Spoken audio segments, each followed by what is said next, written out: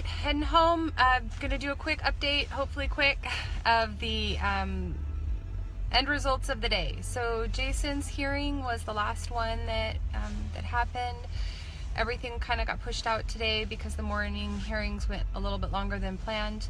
But Jason's the main gist of Jason's hearing was because he is wanting to call Ammon Bundy and Ryan Payne to testify for him. Both are in Nevada facing their trial there.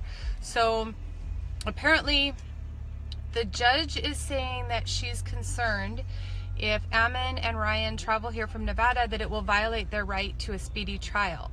And while both are willing to come and testify on behalf of these defendants, they are not willing to sign a waiver giving up their right to a speedy trial, which is very wise. If they signed it, then if the government ends up bumping their trial out, they wouldn't be able to file for a mistrial based on the speedy trial right violation. So the fact that they want Ammon and Ryan to sign this, Ryan Payne, is a little bit comical. The reason is because at the beginning of all of this, Nevada wanted to indict them the same time as Portland, as the Oregon charges or indictments were coming. And the guys tried to contest that, saying that it would violate their right to a speedy trial and they wouldn't be prepared for trial if they traveled to Nevada to be indicted and then traveled back to Portland. Judge Brown didn't feel that a week away was going to cause them to have their rights violated, their speedy trial rights violated. So she made them all travel to Nevada while they needed to really be here preparing.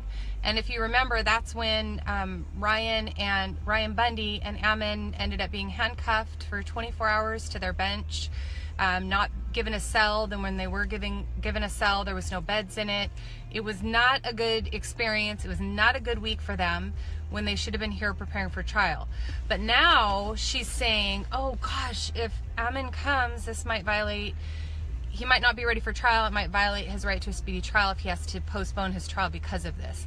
So I did really appreciate Jesse, which is Jake Ryan's attorney, spoke up and said, with all due respect, Your Honor, even if Ammon did say it would violate his right to a speedy trial, it still is the greatest impact for a defense team to be able to call the witnesses that they need for their trial. It's high on the priority list, and the Supreme Court has agreed, because the Supreme Court is, anyway, they get to dictate what's important and what isn't important. So he says, Ammon made many requests while he was here in Portland, and you denied most of them. So even if Ammon did say it was going to violate his right to a speedy trial, you really are not obligated to comply because you didn't the entire time he was here and made requests that were denied.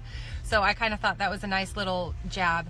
At the end of it, I think that the main reason is they just want either Ammon and Ryan Payne to not come, the prosecution and the judge, or they want them to come, but they want to make sure that they sign away their rights to a speedy trial because it gives them one little one up, if you will, in the building blocks here of these cases. They don't need to sign away that right. It's not going to affect their trial in Nevada. They'll be gone for less than a week, if even that. They're only going to let Ammon take the stand for 1 to 2 days. So really the fact that we even had to have a hearing over this was a little bit silly, but that's how our government works, and this is how our judicial system works. So, and then backtracking a little bit, Sean and Sandy's hearing went really well, and they did admit to trespassing after the 27th was the first time that they were officially told to leave, and they did not leave, and they felt that they could say that they were guilty for that and that they could take that misdemeanor charge on their record. They did have to surrender all of their guns. Sean is getting back one gun that is a family heirloom. And let's see, they have 1 year of probation, so no weapons during that time, although they did request to be able to bow hunt during that year, which is not normal because during probation, you're not allowed to have any weapons. So, they continue pushing and making sure they get what they feel they need to get out of this. Something that really made me sick about the hearing is Barrows. So one of the prosecutors, last name is Barrows. He's a really big guy. When he speaks, he tries to be very dominating like they all do. And he was he was the one who spoke at Sean's pretrial release hearing, and he was absolutely, see my little hand in the background, he was absolutely venomous. He was so angry when he spoke about Sean and all the reasons Sean should not be released from, stop waving, you're distracting me, little one. We'll sit here longer if you keep waving.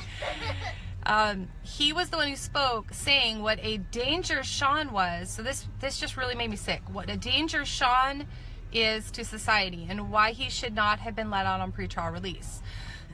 What is so frustrating to me and disgusting, and shows there is no truth in our justice system, is that he used Sean's videos and spoke about how these videos show what a danger he is to society, and all these threats that he made, and how awful he is, and I mean,